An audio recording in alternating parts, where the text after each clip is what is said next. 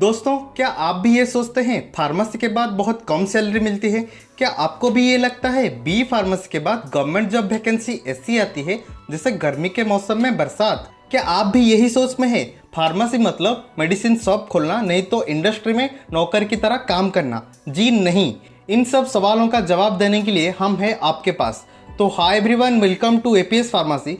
तो दोस्तों, आज के इस वीडियो में हम बात करेंगे कि फार्मेसी के बाद क्या है वो टॉप गवर्नमेंट जॉब ऑप्शंस जिसको करना और उस लेवल पे पहुंचना हर एक फार्मेसी स्टूडेंट का सपना होता है। तो दोस्तों, आज के इस वीडियो में हम टॉप 5 फार्मा गवर्नमेंट जॉब्स के जॉब रोल, उसके एलिजिबिलिटी क्राइटेरिया, रिक्रूटमेंट प्रोसेस और इम्पोर्टेंटली उनके सैलरी के बारे में बात करेंगे। तो अगर आप अपने आप को एक दिन उस मंजिल पे देखना चाहते हो, अगर आप भी अपने गवर्नमेंट जॉब पाने के ड्रीम को फुलफिल करना चाहते हो, तो कसम से आज के इस वीडियो आपके लिए ही है। तो मेरा आप सबसे ये रिक्वेस्ट है कि वीडियो को पूरा वॉच करें और आप चैनल पे नए हैं तो चैनल को सब्सक्राइब करना ना भूलें। तो चलिए शुरू करते हैं। तो दोस्तों, हमारे लिस्ट के नंबर 5 पे है गवर्नमेंट फार्मासिस्ट यानी हॉस्पिटल फार्मासिस्ट।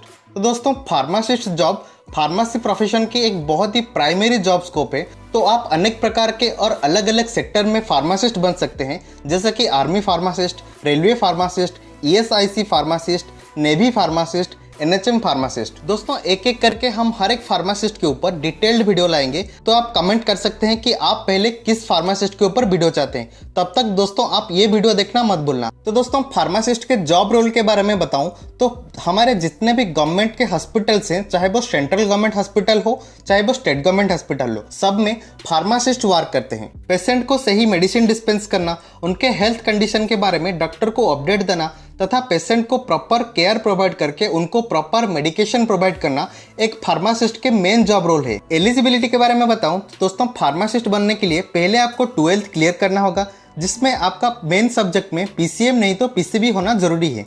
इसके बाद आपको बी फार्मा यानी बैचलर ऑफ फार्मेसी नहीं तो डी फार्मा यानी डिप्लोमा इन फार्मेसी होना जरूरी है।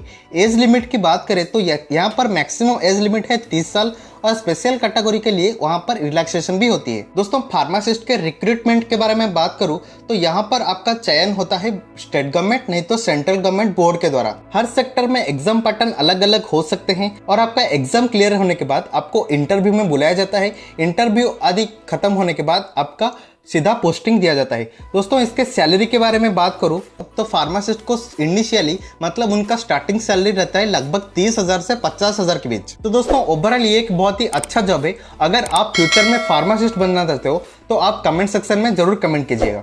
दोस्तों, हमारे लिस्ट के नंबर 4 पे है गवर्नमेंट यूनिवर्सिटी में कॉलेज प्रोफेसर। दोस्तों, कुछ लोगों की सोच यही होती है कि ये लेक्चरशिप या टीचरशिप एक बहुत ही बोरिंग जॉब है, इसमें बहुत कम सैलरी मिलती है। लेकिन दोस्तों, थोड़ा सोचिए, अगर आपको आज तक पढ़ाया ना जाता तो क्या आप आज यहाँ पर होते? तो आपको हमेशा ये याद रखना चाहिए कि एक टीचर ही, एक लेक्चर ही एक समाज को बनाती है। तो फार्मेसी में जो सेकेंड मोस्ट जॉब्स को प्रीफर करते हैं वो है एसोसिएट प्रोफेसर। तो इसके एलिजिबिलिटी के बारे में बताऊं तो यहाँ पर आपका मिनिमम क्वालिफिकेशन एमफार्म यानी मास्टर ऑफ फार्मेसी नहीं तो पीएचडी होना जरूरी है। दोस्तों, एसोसिएट प्रोफेसर बनने के लिए आपको सीधा गवर्नमेंट के द्वारा जो भी एग्जाम कंडक्ट किया जाता है, आपको उस कॉलेज का एग्जाम क्लियर करना होगा। एग्जाम क्लियर करने के बाद आपको सीधा गवर्नमेंट फार्मेसी इंस्टीट्यूट में पोस्टिंग दी जाती है। जैसे जैसे आपके एक्सपीरियंस बढ़ती है वैसे वैसे आप सीनियर प्रोफेसर और प्रिंसिपल आदि पदों तक भी जा सकते हैं। इनके इनिशियली सैलरी के बारे में बात करूं तो एक एसोसिएट प्रोफेसर को गवर्नमेंट यूनिवर्सिटी में 40,000 से 60,000 के बीच सैलरी मिलती है। तो दोस्तों, आपका पढ़ाने में इंटरेस्ट है तो आप ये जॉब स्कोप चूज कर सकते हैं। Now moving into number 3। दोस्तों, हमारे सूची के नंबर 3 पे है ड्रग इंस्पेक्टर। दोस्तों, फार्मेसी में ये job one of the most demanding and popular job scope है। दोस्तों, ड्रग इंस्पेक्टर बनना हर एक फार्मेसी स्टूडेंट का सपना होता है। तो हर वो फार्मेसी स्टूडेंट ड्रग इंस्पेक्टर को अपना ड्रीम जॉब मानती है। ये कहना कुछ गलत नहीं होगा। दोस्तों, आपको एक सच्ची बात बताऊं तो ड्रग इंस्पेक्टर एक ऐसा जॉब है जिसको पाने के लिए स्टूडेंट को तो छोड़ो, अच्छे अच्छे कॉलेज के यूनिवर्सिटी के प्रोफेसर भी इसको पाने के लिए इसका एग्जाम देते हैं। तो दोस्तों, ड्रग इंस्पेक्टर एक बहुत ही वेल नोन और पॉपुलर जॉब स्कोप है, क्योंकि इसमें जो रिस्पेक्ट, सरकारी सुविधाएं और ऊपर के जो फायदे मिलते हैं वो किसी और जॉब में नहीं। तू समझा? हाँ। नहीं, तू समझा नहीं।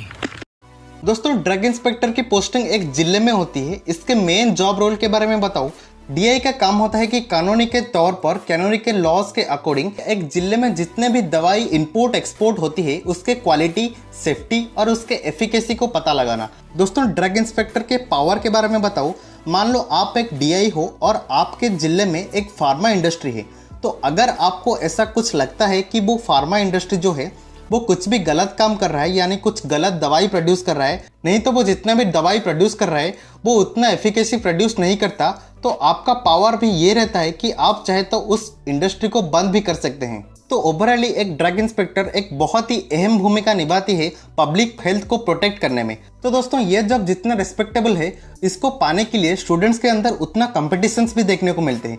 दोस्तों बहुत ही तगड़ा कॉम्पिटिशन्स होता है डीआई के एग्जाम के क्रैक करने के लिए। इसके एलिजिबिलिटी के बारे में बताऊं तो यहाँ पर आपका मिनिमम एलिजिबिलिटी बी फार्म होना चाहिए। ड्रग इंस्पेक्टर के रिक्रूटमेंट के बारे में बताऊं तो इसके लिए आपको स्टेट पीएससी वरना यूपीएससी के जो ड्रग इंस्पेक्टर के एग्जाम होता है उसको पहले क्लियर करना होता है। उसके बाद इंटरव्यू में आपका चयन प्रक्रिया किया जाता है। मेडिकल टेस्टिंग आदि करने के बाद आपको सीधा एक जिले में जॉब पोस्टिंग दी जाती है। दोस्तों अब हम बात करेंगे ड्रग इंस्पेक्टर के इनिशियली सैलरी पैकेज के बारे में।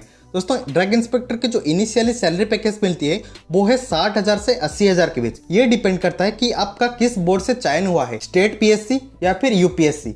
दोस्तों 60 से 80,000 के सैलरी के साथ साथ आपको गवर्नमेंट की तरफ से एक्स्ट्रा बेनिफिट्स और एक्स्ट्रा अलाउंसेस मिलती है। तो दोस्तों ओवरऑली ड्रग इंस्पेक्टर एक बहुत ही रेप्यूटेड और रिस्पेक्टेबल जॉब स्कोप है। दोस्तों अगर आपको इसके बारे में डिटेल्ड वीडियो चाहते हैं तो आप कमेंट कर सकते हैं। हम बहुत ही जल्दी ड्रग इंस्पेक्टर कैसे बनते हैं, उसके एलिजिबिलिटी, उसके रिक्रूटमेंट, एग्जाम कैसे होता है, एग्जाम पैटर्न क्या रहता है, सैलरी के एक्स्ट्रा बेनिफिट्स और एक्स्ट्रा अलाउंसेस क्या क्या रहता है, इसके ऊपर हम डिटेल्ड बहुत ही जल्दी वीडियो लाएंगे। अगर आपको वीडियो बहुत जल्दी चाहिए तो आप कमेंट भी कर सकते हैं। Now moving into number 2।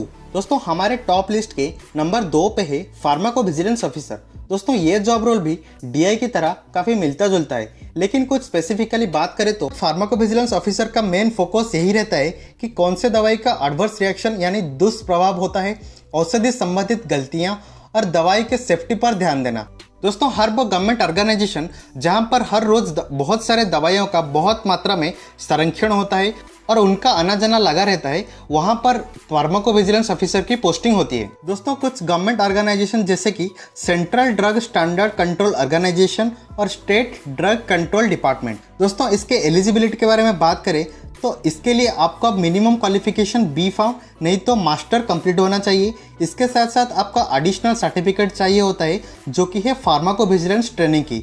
Age limit की बात करें तो यहाँ पर एज लिमिट आपका रहता है 21 से 35 साल के बीच और स्पेशल कैटेगरी को रिलैक्सेशन भी मिलता है। दोस्तों अब हम बात करेंगे इसके सैलरी के बारे में। दोस्तों एक फार्माकोविजिलेंस ऑफिसर की स्टार्टिंग सैलरी बहुत ही अच्छी रहती है जो कि 60,000 से 1 लाख के बीच। ये डिपेंड करता है कि आप कौन से गवर्नमेंट ऑर्गेनाइजेशन पे पोस्टेड है। दोस्तों अब हम बात करेंगे हमारे लिस्ट के वो टॉप जॉब के बारे में। इससे पहले अगर आप अभी तक हमारे साथ बने रहे तो उसके लिए आपको बहुत बहुत शुक्रिया। दोस्तों इस बात पे प्लीज वीडियो को लाइक और दोस्तों के साथ शेयर करने के लिए मत भूलना। दोस्तों फार्मेसी में जो टॉप गवर्नमेंट जॉब के स्कोप है वो है फार्मास्यूटिकल रिसर्च साइंटिस्ट। तो स्टूडेंट को नई चीज पर खोज करना, नई चीज पर रिसर्च करना अच्छा लगता है, ये जॉब उनके लिए बहुत ही बेस्ट है। इसमें आपको गवर्नमेंट ऑर्गेनाइजेशन और इंस्टीट्यूट जैसे कि council of scientific and industrial research CSIR, Indian council of medical research ICMR, defence research development organisation DRDO, ये सब गवर्नमेंट के ऑर्गेनाइजेशन और इंस्टीट्यूट में आपको एज ए रिसर्च साइंटिस्ट काम करना होता है। इसमें आपका मेन जॉब रोल यही होता है कि नई दवाइयों का खोज करना,